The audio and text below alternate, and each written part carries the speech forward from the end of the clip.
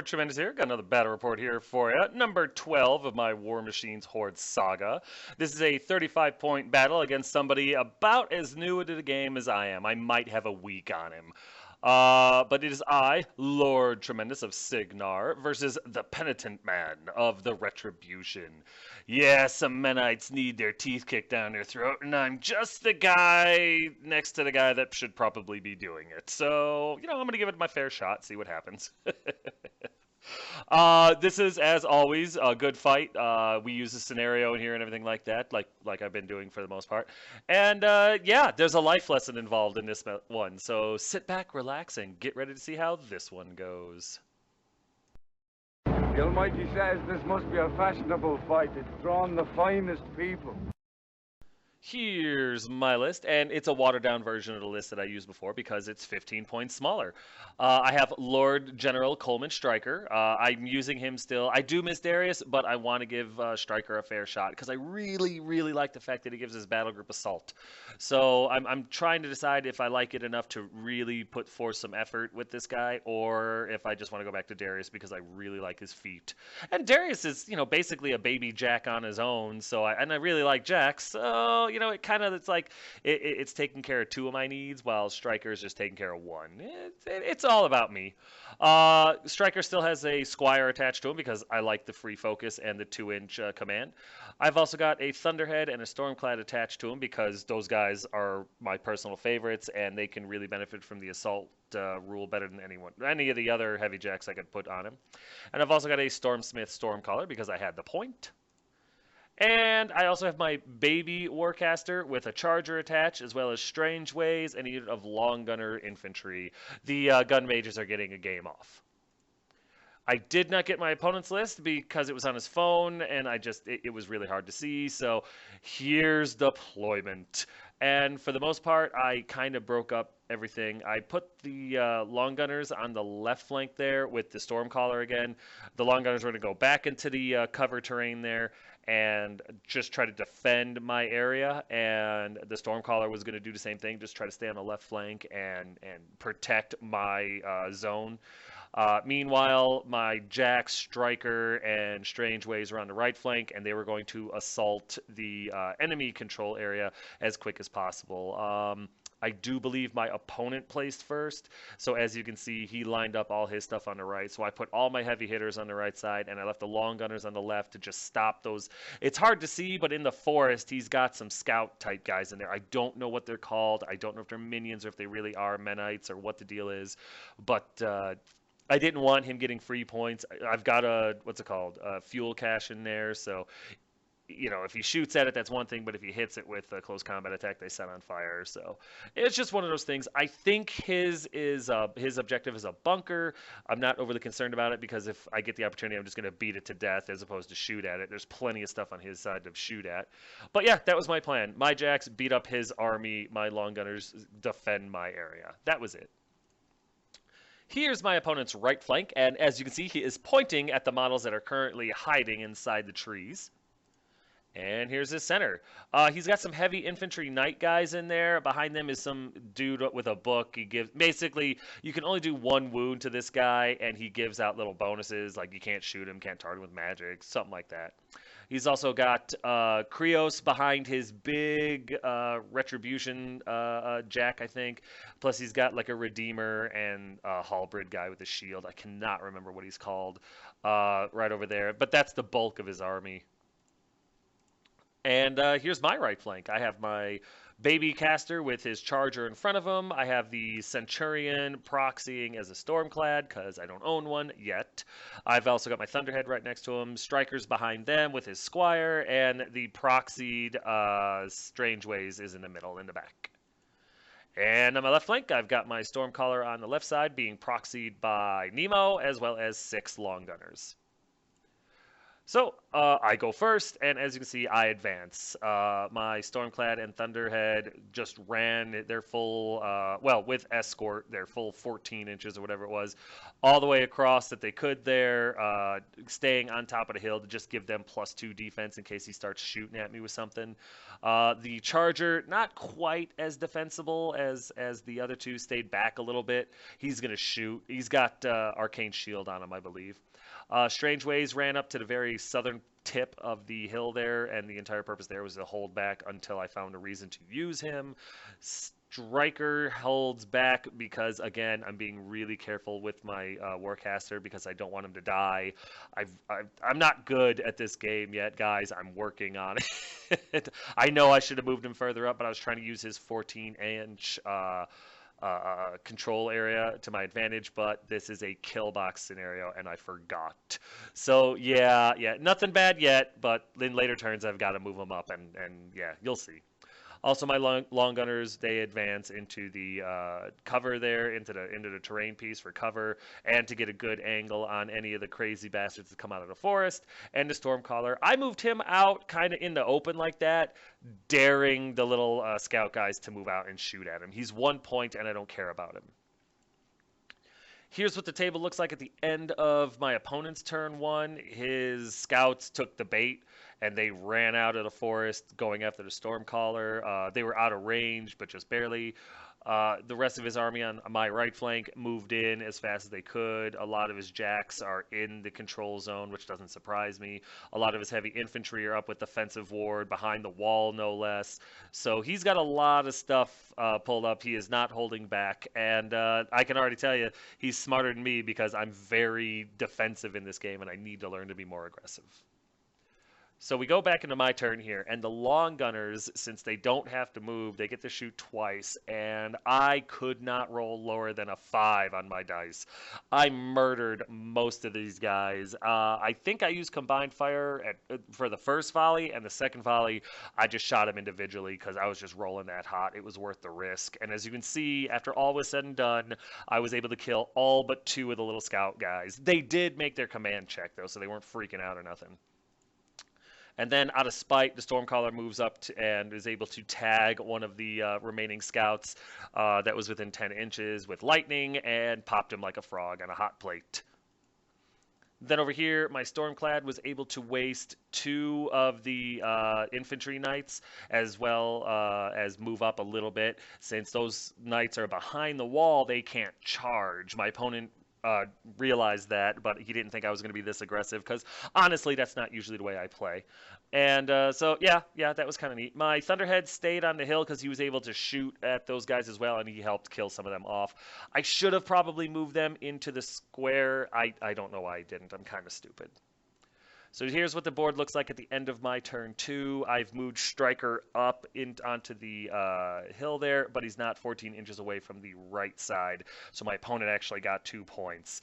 He got another point for having a guy in the, well, not yet, but he'll get another point if I don't do something about the guy in the middle there on my little territory, and he's got a bunch of guys on that thing, so I'm really not paying attention to scenario at all. Once again, playing while sitting on my shoulders. So we go into my opponent's turn, and the first thing he does is he moves Krios up and he feats, which means my Stormclad, my Thunderhead, and my Charger were all in his command range, and they fall on their ass. The baby Warcaster was just out of it. Strange Ways was just out of it, and Striker was out by about half an inch. It was very, very lucky, but he didn't pre-measure before he feated, and he didn't want to be that close just in case. So yeah, all in all, not a bad call. I don't remember who did it, but somebody fired a spell off at my Thunderhead and was able to set him on fire as well as cause a couple of points of damage. Not a huge big deal, but, you know, he's easier to hit when he's on his ass. And for the most part, that was it.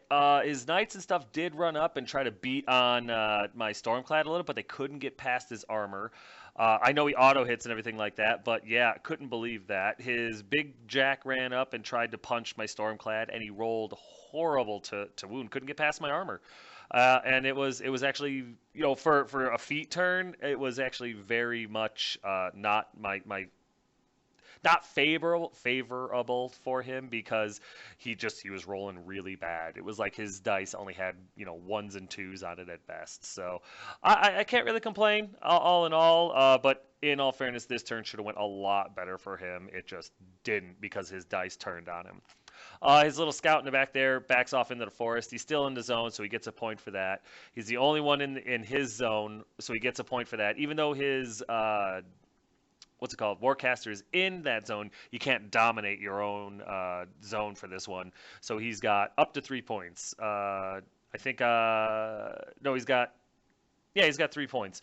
One from the last turn, and then 2 for this one, or something like that. He's at 3 points right now. I'm not exactly how that 3 or 4 points. Either way, that's the math works out because I think I gave him 2 for kill box last turn, and he just got 2 here. So yeah, he's at 4 points to my 0 because I'm not thinking about the scenario. I'm thinking about killing him, and I cannot shake that mentality. I have a very one-track mind. So we go into my turn, and the Thunderhead, of course, does not put out the fire and takes a handful of more damage. Not a ton, but it's something. And then I send in the Stormcaller and the Long Gunners into the area. We all shoot and kill the stupid Pathfinder and get control of our zone again. So that's something. At least I'll get a point at the end of the turn.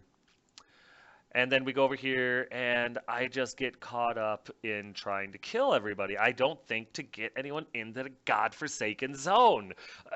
So I started up. The Thunderhead stands up. He uses the focus to stand up, and he just starts blasting away with his lightning coil, and I'm able to do about 7 points of damage to the little guy. I'm not rolling great, but I'm not rolling terrible. And then I'm sorry, that's not true. It wasn't the Thunderhead that did that. It was a Charger. The Charger shot into the guy and did 7 points of damage. And then my Thunderhead charged in and started beating on the guy in the middle. And I was able to... No, I'm sorry. He goes in and he pulsed. He didn't charge. He walked down with his movement 7 because of escort. And he pulsed, and I was able to do a couple of points of damage to the bunker. I did no damage to Krios because it just rolled like poop. I did 1 point of damage to the book, and I did a little bit of damage to the, what's it called? The jacks. And I know it shows the disruption thing on all of them, and that's the way we played it. I did not know until recently that just because it's a lightning attack does not mean it instantly disrupts you. You have to roll crits and all that. I had no idea. And of course, it has to have the critical disruption special thing about it. No idea. He pulsed. He did not use his lightning coil. My mistake. Death Holy Death actually pointed this out well after this game. Had no idea. I'm new and I'm not very good. What can I tell you? Then my Stormclad gets up, and he devotes all of his attention to the big heavy warjack that's in his side there, and I'm able to do 22 points of damage to him with my Stormclad.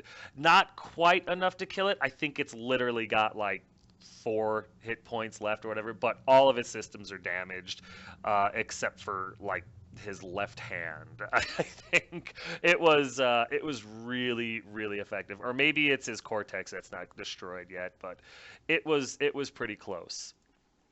So then, without thinking, I moved Striker back because I didn't want him to get charged by the light jack that was over there. And I move him further into where the board edge is, and I say, all right, that's it. That's all I can do. My turn is over, and my opponent just kind of looks at me, and it occurs to me then what I just did, and I lose the game because I'm outside of the kill box. I just awarded him 2 points. He had like 3 or 4. He only needed 5 to win, and I did it again. So there it is. There's the end of the game. It's hard to see, but there's my dead pride on the side. It's so stupid.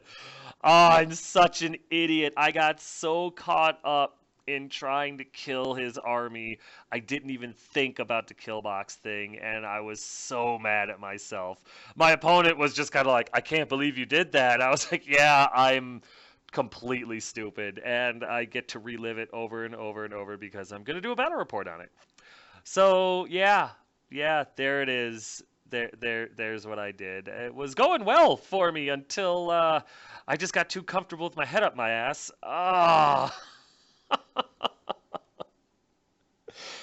So you know what? I need a drink, so we're gonna take a break. You guys watch a quick ad because this game is over.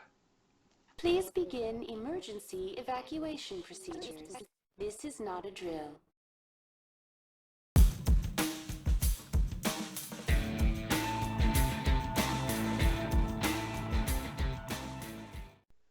Hey guys and gals, all you wargamer nuts. Right here, we've got an ad for Token Gal. She makes tokens for every game system, every possible requirement, every need.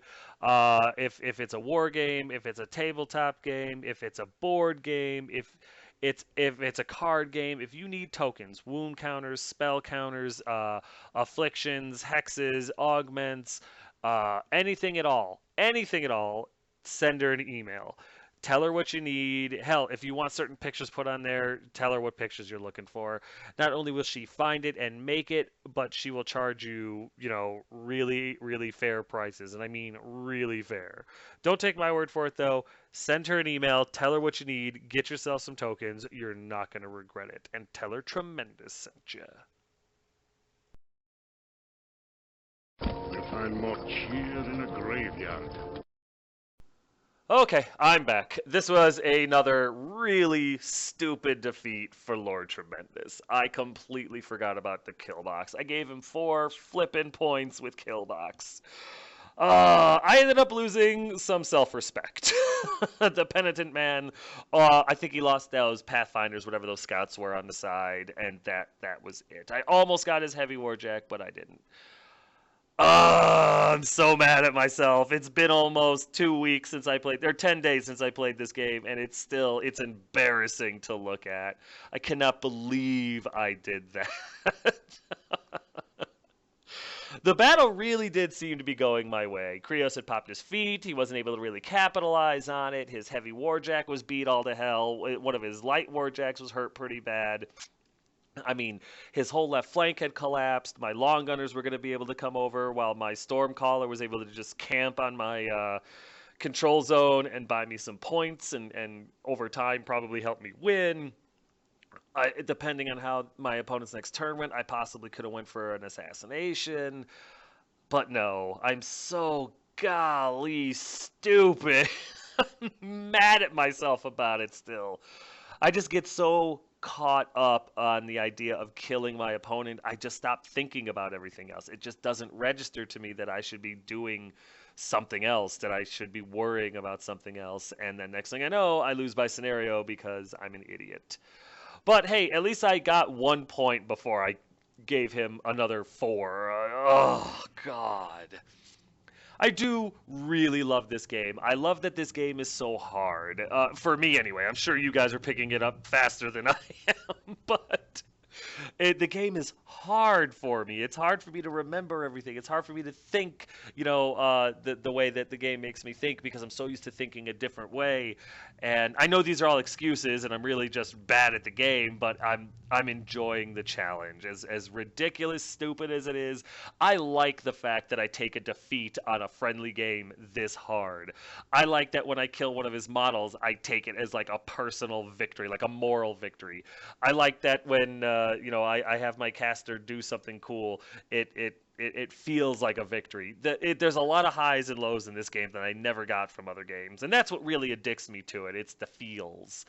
But and that's another thing. Usually after like a super loss like this, especially when I did something stupid, I would need a break. I would need to like back off for a minute and do something else until I could stomach the idea of possibly failing like this. When I fail like this in this game, I want to play another game. I want to re-rack and go again, because it's like, okay, I know what I'm going to do smarter this time. I don't do it, but I think I'm going to. So but this is still, my opponent was a lot of fun. We laughed pretty hard at my expense here. This was still a good game. I mean, a lot of the things that I tried to do worked. A lot of things that my opponent tried to do, thanks to his dice, didn't work. We had a good time. It was a smaller game, so it was going real fast. It was neat, and I enjoyed this a lot, actually. And I did not like the way it ended, because it was really embarrassing, but my opponent was kind enough to give me a rematch, so that was something. But that's going to do it for this battle report, number 12. as always, if you guys have any questions, concerns, complaints, critiques, insults, by all means, throw them in the comments section below, and I will get back to you as quick as I can. But I need another beer, and you guys need to stop laughing at me. But yeah, guys, thanks.